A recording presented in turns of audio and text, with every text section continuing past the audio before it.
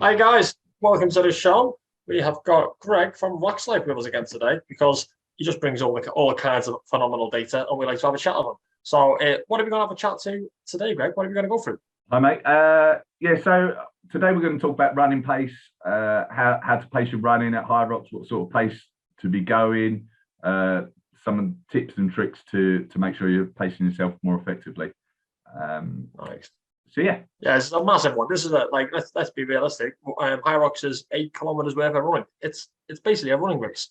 So this kind of information is fundamental to all of you guys who want to try and improve your first Hyrox time, if you want to get a good time, or improve your seasons before. So looking at some of this data, it's going to give us an opportunity to kind of just delve into it and understand what we can be doing and how we can be approaching the race a little bit better to improve our performance. So I really appreciate you coming on and walking us through this. What have you got? No worries. And the other thing I'd say is, like, you were just talking about how running is important in Hyrox. Obviously, a lot of what I'll talk through here as well is stuff that I think can help improve your time without having to get like fitter as a result, or without having to like learn to run faster as a result. It's more like, well, how to run, the pace to run, how to deal with the running element of the race.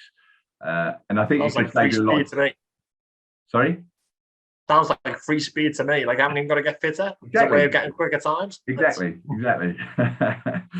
So this first this first slide, let me make it bigger. There you go. It looks at the runs 2 to 7 in Hyrox.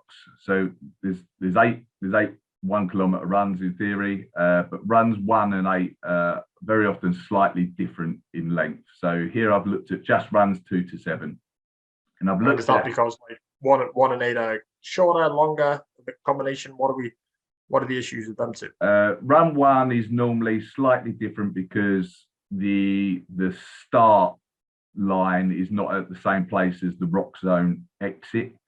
So the difference there is either adds or takes away from the length. Right. They're all different. It's not always like longer or shorter. It's just okay. Yeah, and then run 8, they actually, if you've done it before, like you'll know there's normally quite a long run from the rock zone entrance to the wall ball station, and that normally gets added onto the run time as opposed to your rock zone time. So you can't always look at run 8 as well when you're looking at the data. So okay, so this is you've got the World Championships here, the big one, 2 to 7, and London. Okay, cool. So what's this telling us of how they're doing it? Consistency. Yeah, so the graph on the left, World Championships, it shows how the top. Well, we'll start with the first bar. So the top 5 in the men's elite race, their average or the median time difference between their fastest run and their slowest run in runs 2 to 7 was only about 17 seconds on average. For the rest of the elites, their difference between their fastest run and their slowest run was around 26 seconds. And then for an average pro on the day, I think they were running around 1.5 hours. It was closer to 52 seconds. So there was a greater time differential between the slower athletes, between their fastest. Yeah, but this is also a world championship. So this is slower athletes to your top 5 in the world. But all these competitors of male and female, because obviously the graph is saying a similar story, are the best in the world. Like basically your top people to come across and race on this course. So, and they were all in the same. We were all racing in the same like age category, like a real race, and not like just in different waves. So that's really interesting. So the top 5 especially are really consistent on that pacing. They're only losing 17 seconds over runs 2 to 7 with all them different stations in between. Whereas someone like myself is losing closer to 50 seconds over that. That's a lot to drop in a run or of a kilometer. Yeah, it is a lot, and like you say, everyone here is experienced athletes. They've done a Hyrox before, but those top elites seem to be much more consistent with their running. And it's worth it if you think about that elite race at Vegas. Like, it felt like everyone just went out crazy fast, Like, you know, it felt like Hunter just went and sprinted the first few laps, right? But he still kept a lot of consistency through the rest of the race. Yeah, I mean, when they first went out on that, like I was speaking to Mr. Dylan Scott the other week on the Hybrid Approach podcast, and he was saying he went out and he was, I think he was the fastest runner on the day, fastest run time, and him and Rich Ryan are probably the two fastest in the field for running, you know, maybe bar Hunter. And he turned to Rich and said something like, "Is this just me or is this like insane?" Because they were like in the middle towards the back of the pack, and Rich was like, "No, this is insane." As in, like, they both agreed that like everyone had just gone out, like, yeah, I don't know, like they for their lives, and you know, maybe I don't know who that was leading that charge. It might have been Hunter himself, but whoever was leading that charge probably knew what they were doing, burning people out quite quick. But obviously, this isn't including that first run. But right after that, they've settled right down, and especially the top five, and gone, right, I know what I can hold now. Let's get that ski out the way. Let's separate. Let's get some gaps, and let's run our own races. That's it's impressive that they can hold that, only lose that kind of that. That shows real fitness as well as it's a pacing thing, but it's a consistency of fitness. Right? I think they're able to sustain that. You come off those wall balls, like the lunges, and to be able to still run that kind of pacing. Yeah, exactly. And then just really to back that up, I also looked at the London 22 data and the podium pros. So that picks up the top 3 men and top 3 women combined, and their median time difference between their fastest and slowest run again was around 17 seconds. And for the average pro on the day, it was 35, and that's a mixture of men and women. So yeah, definitely looks like the faster athletes are maintaining a greater level of consistency pacing across the race. If you go to the first run, which I mentioned can be different in length, at the World Championships it was massively different in length. So maybe around, I'm not sure exactly, 750, 800 meters for that first. I actually got it measured at 850. 850. Okay. Yeah, I got it measured. That's a huge difference, like from a K. You know what I mean? Like in over such a short race. Like, so I got it as 850, but I mean, give or take a little bit. But yeah, it's a good amount to chip off. Yeah. So for this graph, I looked at how long did they spend on their first run as a percentage of their overall running time, and for the top 5, you know, they're around 74, 75 sort of percent of their time was their average run time was on that first run, whereas the rest of the elites, they went a touch quicker than that, and then the average pro went again quicker than that. And that's not to say that like the average pro ran that first run quicker than the top 5 elites. It's that as a percentage of their overall average run time, they spent a lower amount on that. So relative to their overall running ability, they went much quicker on that first run. They went out much hotter for their overall. It's mad that it's such a high level as well, like at the World Championships, that like people get sucking into that. I mean, I don't know. My background obviously is running, so I feel like I'm quite okay at not going out too hard. Probably go out a little bit too hard, you get caught up. But like nothing as drastic as that. And we've all seen some fantastic examples over the last 12 months of people going out and running. I think it was London was the best example of someone running like with Tim and Sandy and all the rest of it. And then it was Manchester, sorry, correct. They ran. And I can't remember who this guy was, and he was just a normal guy who wasn't really known, but he ran out and ran like a 3-minute K or something like that for the first one, and then he ended up doing really well, to be fair to the lad. He ended up like finishing like 60th or something around there, and you know, but went out and ran the first one with the guys at the very front, and obviously paid for that later on the basis that if you could hold that, we would have won. But yeah, there's knowing what you can do right before you go in. Or just not even just getting caught up in it a little bit and holding back on that first run a tad just to make sure you've got the legs later on. Because even at the Worlds, there was lads in my category that went out and phenomenal runners, some of them, but they just went out a bit hot. And You know, it doesn't take long for that lactic to build up in the legs, and once that hits, like there's not much coming back from that. Like without stopping, there's not much coming back from it. No, no, and You ain't got time to stop. it is hard. It's like it is hard. Like I paced it reasonably well back in London, but it just feels like you're going too slow on that first run. You're just like, you're fresh though, aren't you? You're fresh. So like yeah, it's different, but you've got to know that. Like you've got to know you're fresh and it's gonna feel almost easy. You've got to be prepared to watch people run away from you. Yeah. And be like and be confident enough in your ability and your programming that you can go, well, all right, I'll get you later. Yeah. Like I'm running my own race. Like I'm gonna get you later. Like I think that's an experience thing as well, though. But I think going out too hard, even if that is the basis of it, if I go out too quick, like the top guys aren't. I think that if you needed evidence on it, the top guys aren't doing that. They're just running their own race. Exactly. Yeah, exactly. So and that's the same in London, really. Yeah. Yeah. Oh, yeah. Sorry. Yeah. Same in London. You know, it looks bigger on the graph than it is percentage wise, but like 3% difference. But that might for these average pros that might equate to I think like 10 to 15 seconds. Really, they probably should have gone 10 to 15 seconds slower on their first run than what they actually did, and that almost certainly would have paid dividends for them later in the race.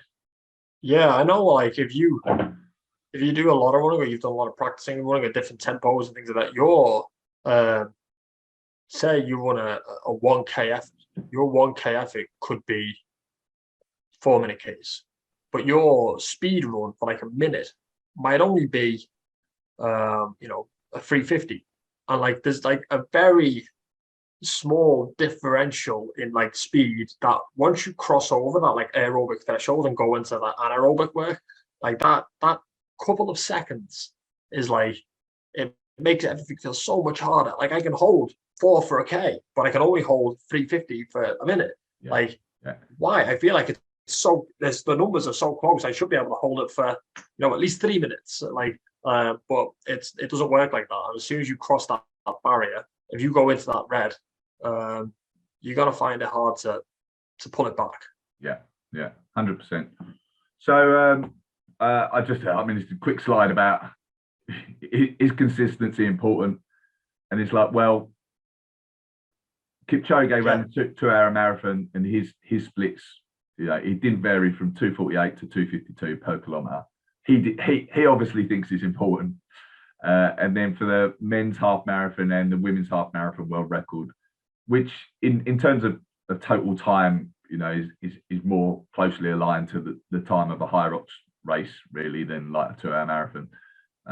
But again, they're every 5K they average 2:44 per kilometer, 2:41, 2:48, 2:40.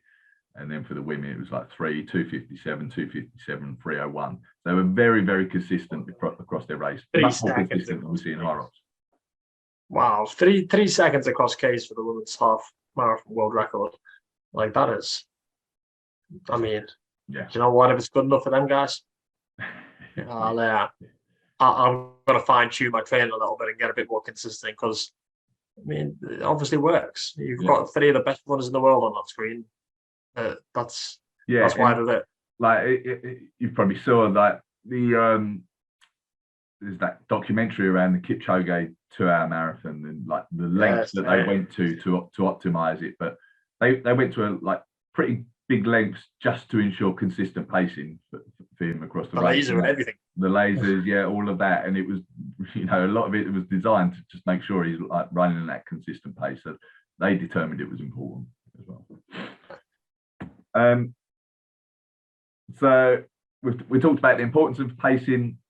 How do you do it in when you're in a race?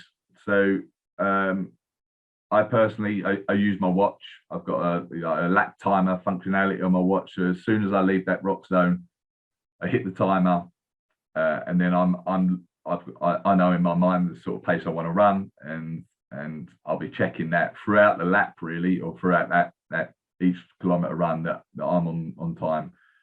So that's a common question there. Like, how do I pace the run? How do I know what I'm doing?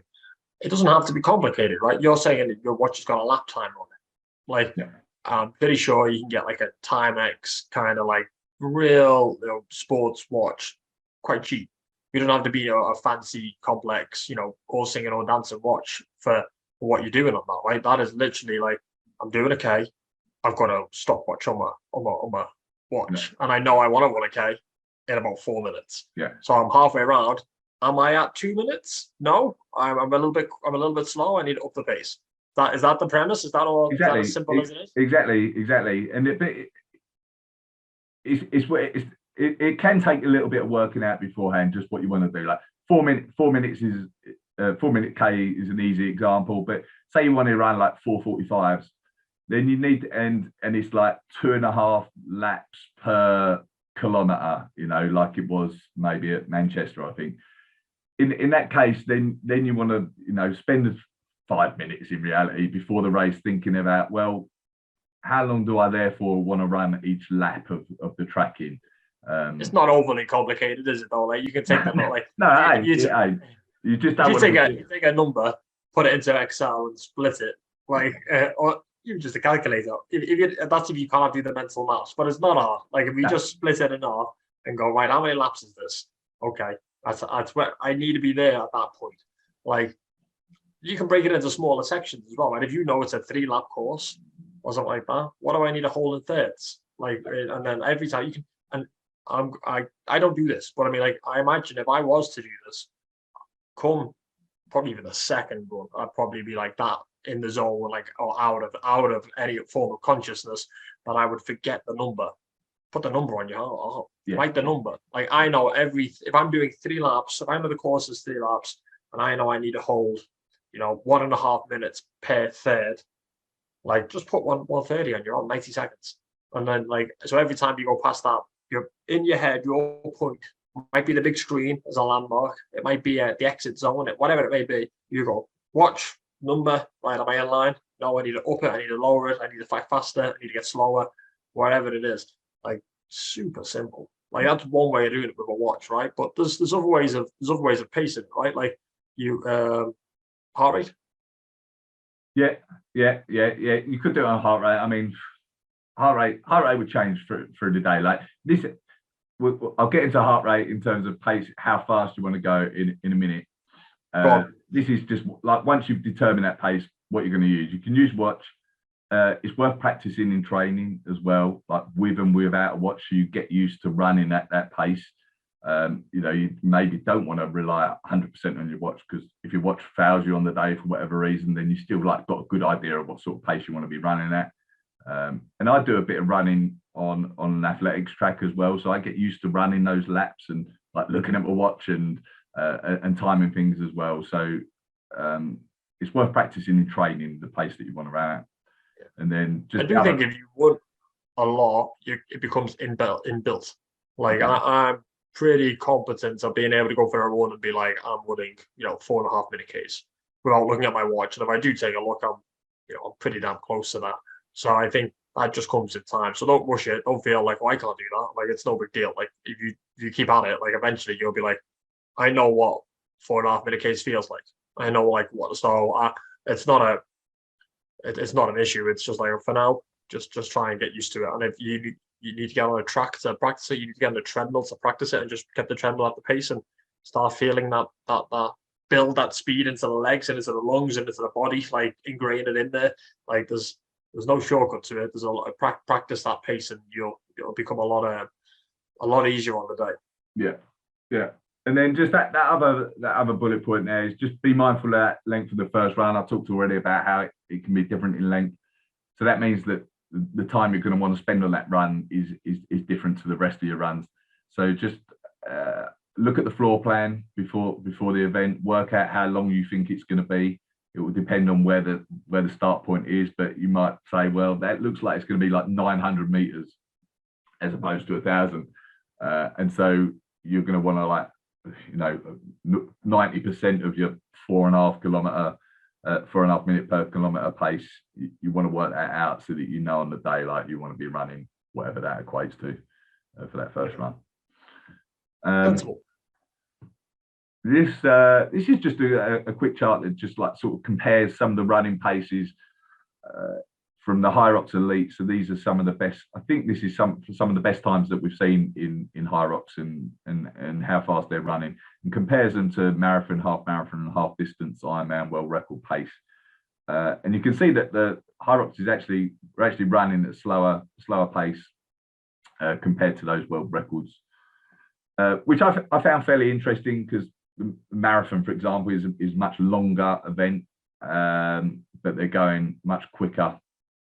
Yeah, well, much quicker, aren't they? But then at the same time, he hasn't got a heavy sandbag on his back.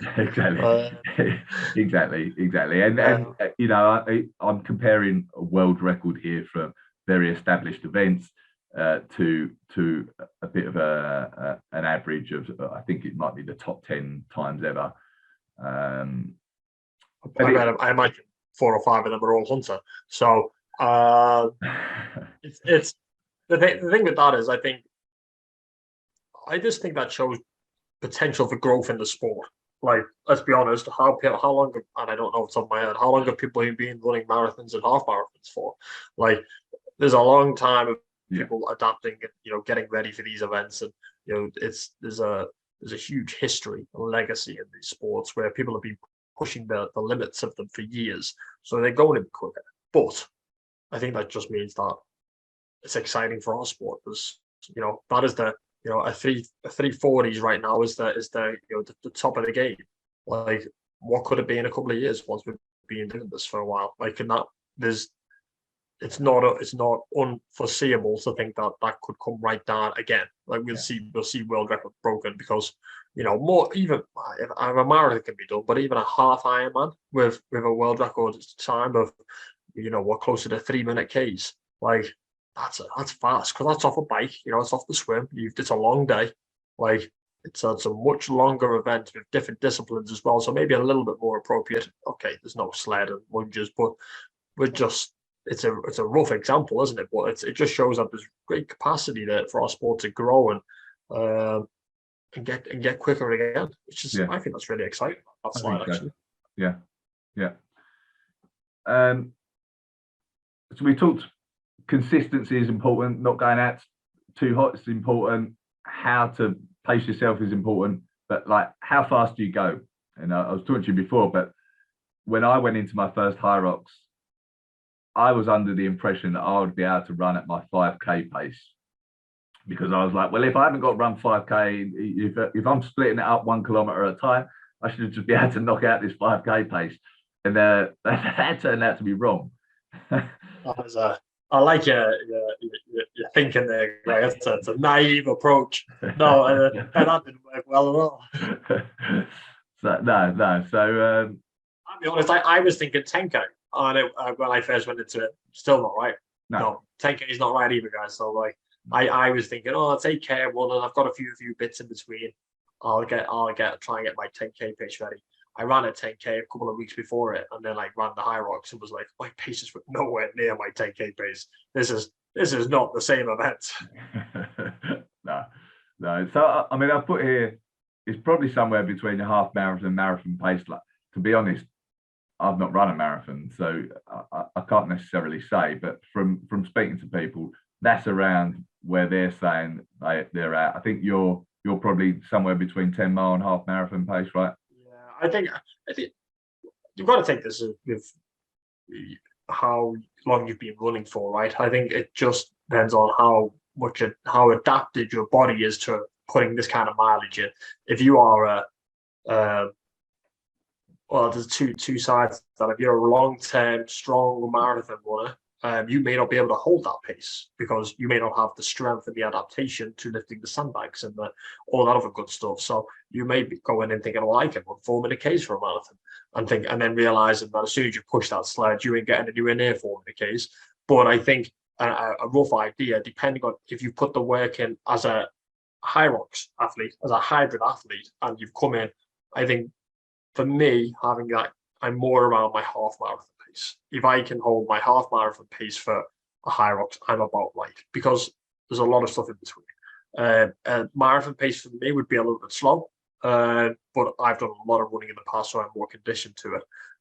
But I think if you're anywhere near that, I think, like, if it was my first one, I would say start at what you think, and if you haven't run a marathon, like I would, have a guess, a rough idea, a long, steady pace run. Like it's not hard to go and practice 16 miler. Go and run a 16 miler and see how long that takes you.